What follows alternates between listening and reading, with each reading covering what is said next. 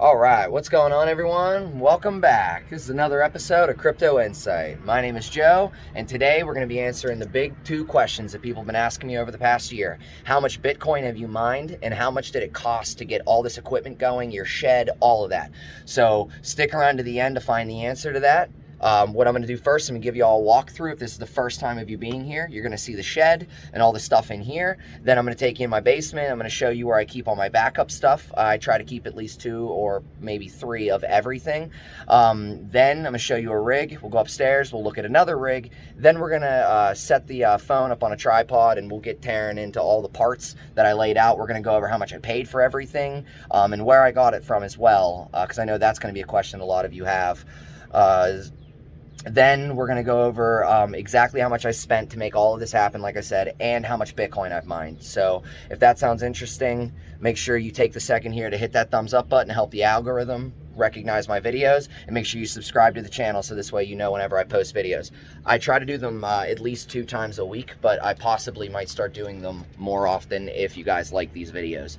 I got a big announcement at the end, a big project coming up. I'm looking to extend the shed. I'm going to go over that a little more at the end if this isn't too long of a video. So with that being said, I'm going to flip the camera around so I can go inside. It's a little easier to record. Now, before we get in there, it is a little bit loud. I did turn off the inline fans, but the box fans are still going, so I'm going to try to make this quick. Just go over the rigs and the basic setup. So the shed is, let me zoom out here. The shed is about 12 by 20. I know it's a weird measurement. I'll show you why. The hill outside, I couldn't really build over in this corner anymore. So the shed's about 12 by 20. Currently right now I have 6 rigs in here. I'll go over the rigs and the cards real quick. So there's 4 3090s here. This is the only rig in here that has 5 cards on it. There is 2 1660 Supers, a 3090, an MSI 3090, and a 3070 right here. There's 4 Zotac 3090s over here. There is a 3090, a 3090, an RTX 3060 Ti. This is an LHR model, and this is a 3090 as well as Zotac. I have 4 Zotac 3090s right there. Then over here, there's these 3 right here are MSI 3090s, Ventus 3s, and then this is a 3060 Ti LHR. Now, when I go in the house, I'm going to go over the motherboards and everything. I basically did the same build. There's 2 different builds that I did. I used 2 different motherboards, but basically the same components, everything else.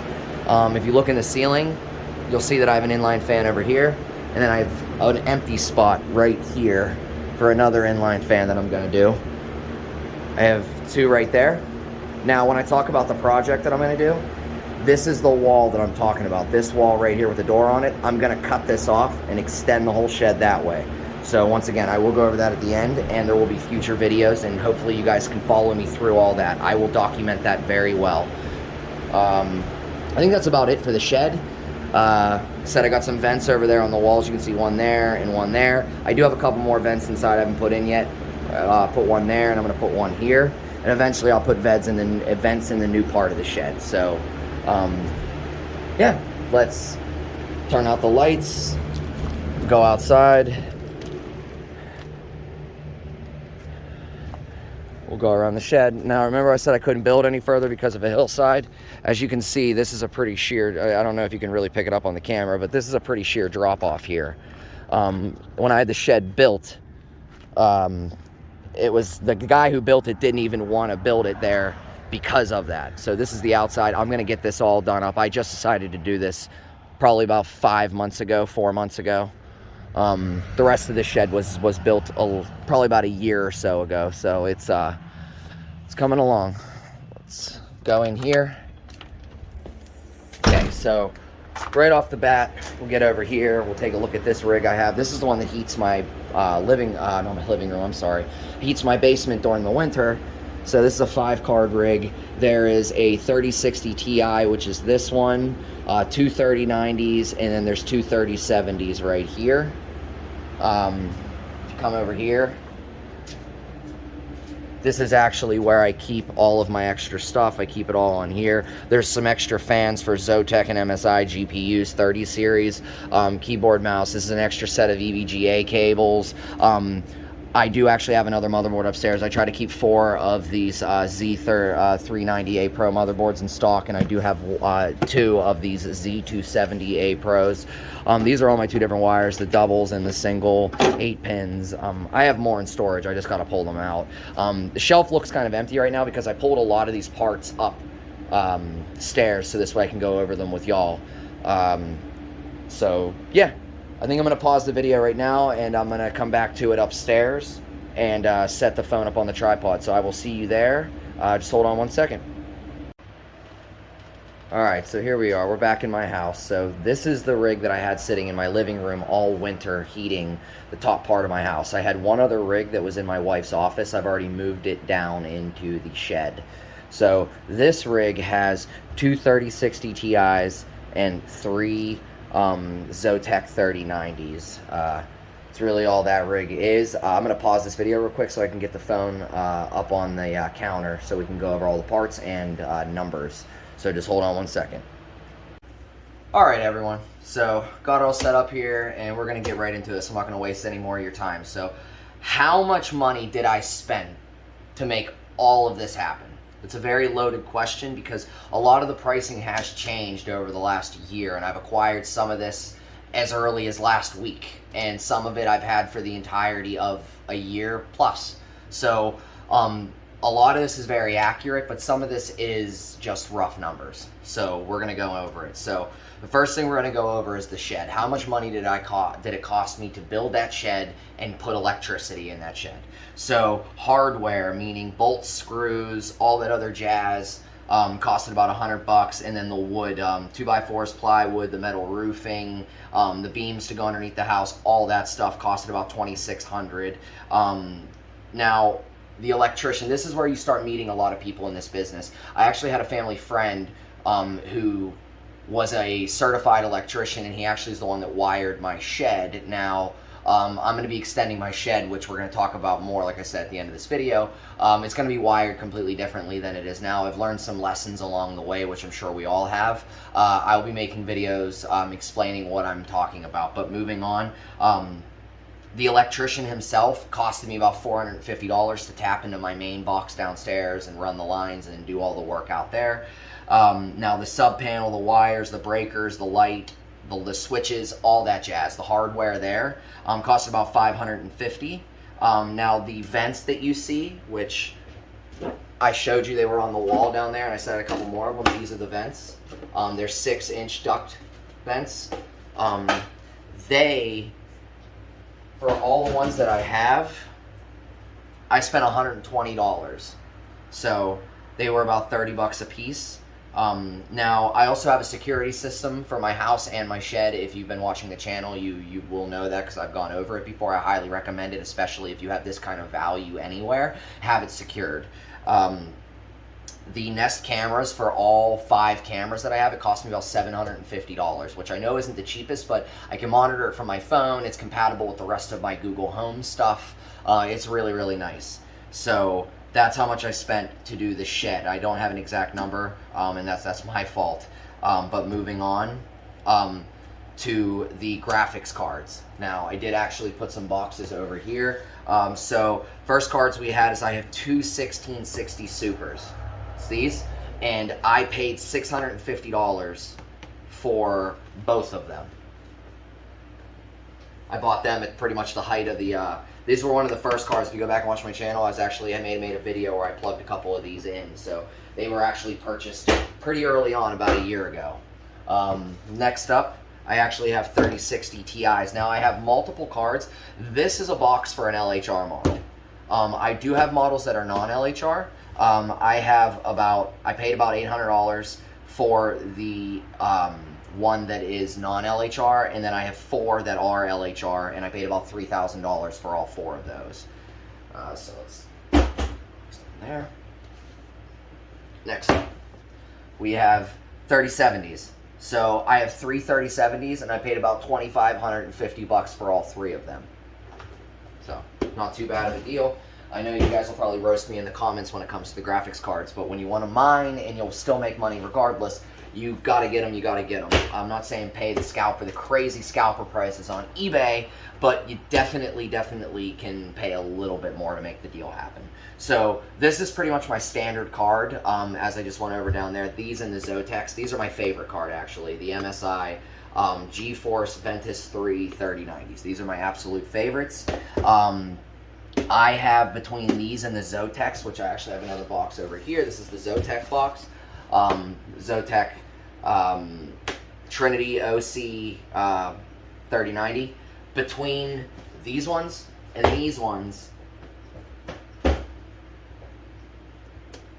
I have 25 of them, and I spent $50,600. And in case you were wondering, I actually did the math there. That breaks down to about $2,024 per card. Go ahead and roast me in the comments. I know, but you got to remember, these cards that I was finding for 2,000 or so, they were going for over $3 grand on eBay, and I know those are some crazy over the moon and stars prices, but people were paying them. I was watching the auctions and I was watching the sales on eBay, and people were paying it. So I don't think I did too bad. Now, getting into the hardware, to do the 4 8-inch inline fans that you saw down in the shed, they were $320. They were about $8 a piece, plus the 8-inch ducting to hook them all up was about $25. I still have a fair amount left in a roll. The network switches, I have 2 network switches that were down there on a shelf. They were about 25 bucks for both of them. All the Ethernet cables that you see, which are like these ones, I brought one out here, like you don't know what an Ethernet cable is, I'm sorry. 25 and 50 foot ones are the ones I like to use. I like to use 50 foot ones for around my house, and then I like to use the 25 foot ones for the shed. So, Ethernet cables, we spent about 40 bucks on Ethernet cables. Might actually been a little bit less than that, but I think I just went up a little bit. Box fans, this is a hot topic, and I will actually make a video about box fans. Depending upon what, how your feelings are about them, you either love them or you hate them. I like them. I have one sitting here, not that none of you have never seen a box fan before, but when my shed is fully up and running during the summertime, I plan on having 2 of these on each rig. So currently right now I have 8 rigs. It's $20 a piece, that's 320 bucks. So I have some 2 big black 6 foot power strips down in the shed. I paid about 60 bucks for both of them. Windows 10 was about 60 bucks. The rig, the metal frames that I have almost all of my rigs on, except for I think 2 or 3 of my rigs are on wooden frames because they were the first ones that I built. All the metal frames, I paid about 50 bucks a piece for those frames. Now the motherboards, brought up 2 boxes here so you can see it. So the first 3 rigs that I built them with a Z270A Pro motherboard, and that was paired with a G4400T Intel Core processor. And that was my combo. That's what I did. It worked great. It worked fine, but then it started turning to an issue that I couldn't get motherboards at a reasonable price, and then CPUs. These CPUs are getting extremely hard to find. I know they have them on eBay, but I'm not trying to. I'm sorry. This is an Intel Pentium. I'm sorry, Pentium G4400. Wow, I haven't said that in so long. I haven't had any issues, knock on wood, with those rigs. I haven't had to look at this stuff in so long.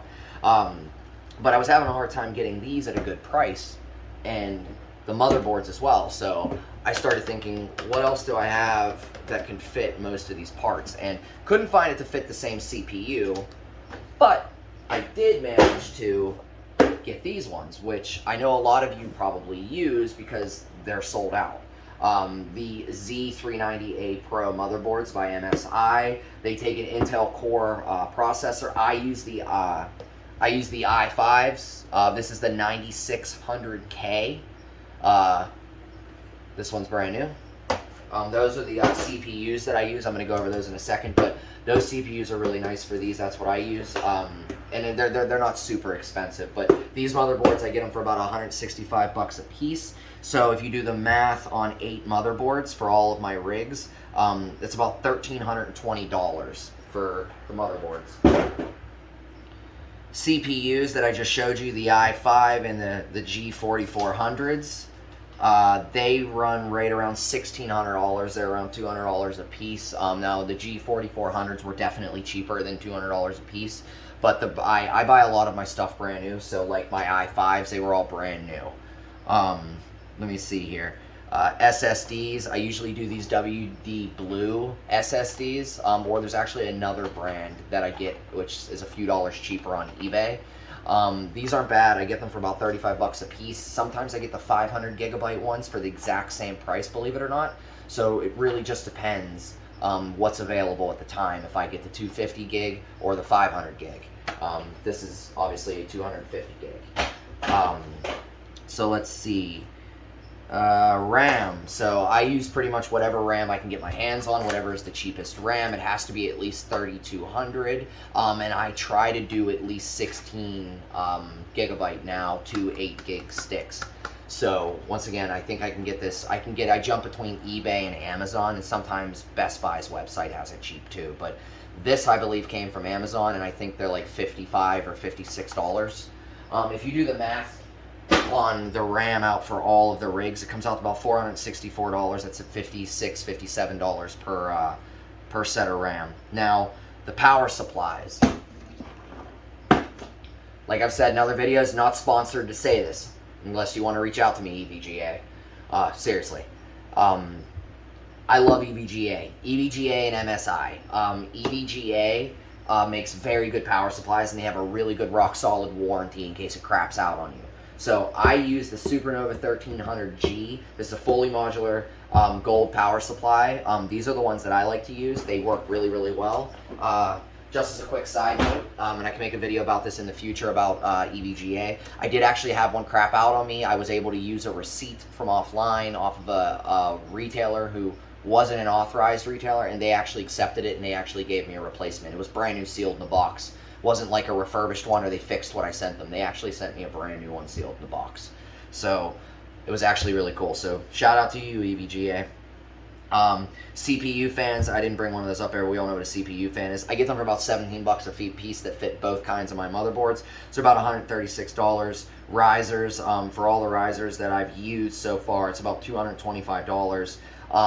Computer screens, I buy really cheap computer screens. I used to get them for like $10, $15 a piece, but the price has definitely gone up. They're like $35 a piece now. I know a lot of you want to get those cheap 7-inch, little 6, 7-inch ones that go on their rigs. It looks really, really nice, but I'm not trying to spend $60, $70, $80 on one of those little screens. That's why I just go with a little $30 screen. Let's see here. Psu Splitter. I don't even know why I brought this up here. I'm pretty sure we all know what a power supply splitter is. So these, you can get these pretty much anywhere, but just I've noticed some places charging like $10, $20 for these. I get these for like $5.50 if you buy more than 3 or 4 of them off of eBay. So it's a great place to buy them. Pads and paste. I really didn't know how to value this because I've started buying the pads when I get cards in. It depends. The Zotac cards, I repadded and pasted all those cards because I heard there was heat problems. But the MSI cards, I've had really, really good luck with all those, so I kind of leave those alone as they come in. Now, I've started stacking 2mm and 3mm pads because that's the research that I've done, and those are the ones I use for the 3090s. Those are the ones I assumed I'm going to need. I will make some videos in the future if you guys are interested on repadding and pasting all these cards. So I like to use, personally, I don't know why that's in there, brand new too. I like to use this Grizzly Thermal, unless it's, I use this kind of, this cheaper thermal paste for a CPU. But if you're doing anything with graphics cards, I use this Grizzly Thermal, this Thermal Grizzly. I'm sorry, I'm saying it backwards.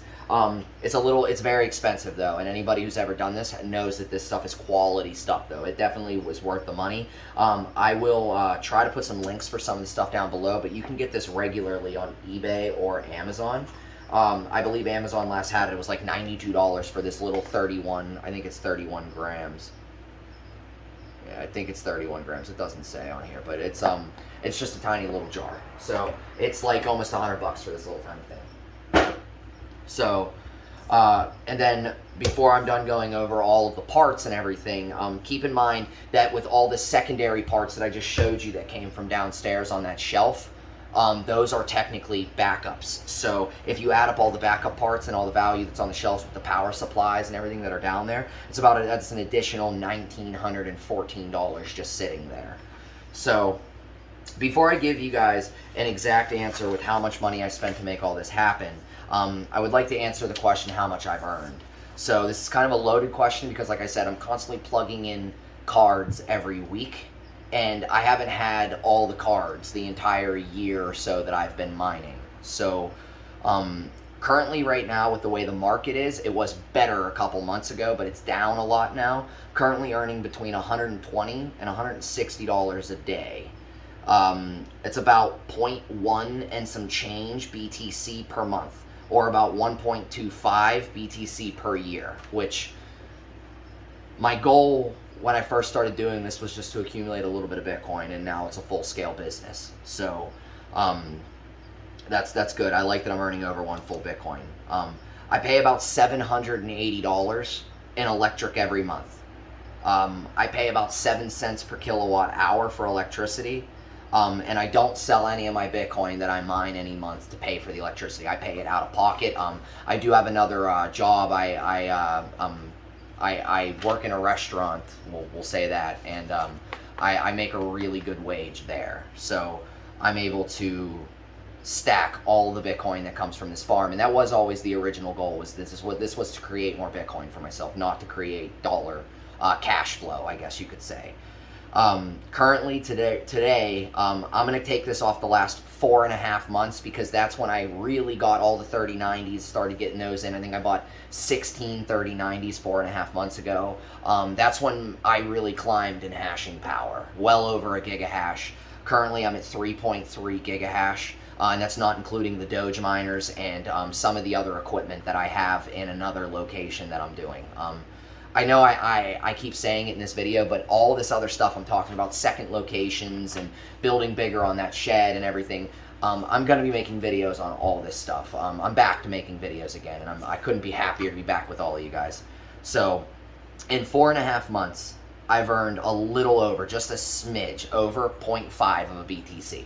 So really not bad. You got to remember, profits were a lot better a couple months ago, 2-3 months ago. So with all that being said, the answer to the grand question of how much money did I spend to make all of this happen was I spent $73,270. That's the grand total. So if you like what you see and you want to do it, $73,000 is all it takes. And a wife that's willing to work with you and allow you to do it. And I think that's one of the biggest props that I can give to her is that she trusted all this, because she was definitely skeptic in the beginning, but she's definitely a believer now. So please, if you guys have any questions, comments, anything like that, please put it down below. One last thing I want to touch on is the project in the back. Like I said, I want to knock out that wall. I want to extend the shed another 10 feet by 10 feet, by about 12 feet, because that's how long the shed is, but the hill is right there. So I'm basically, it's going to be a little bit smaller, but I'm basically building a second shed directly next to it, and I'm going to connect them. So I'm going to have the shed completely rewired with 240.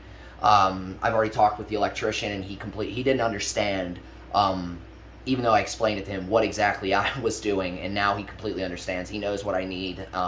So once again, I'll be walking y'all through that too. So make sure you stick around.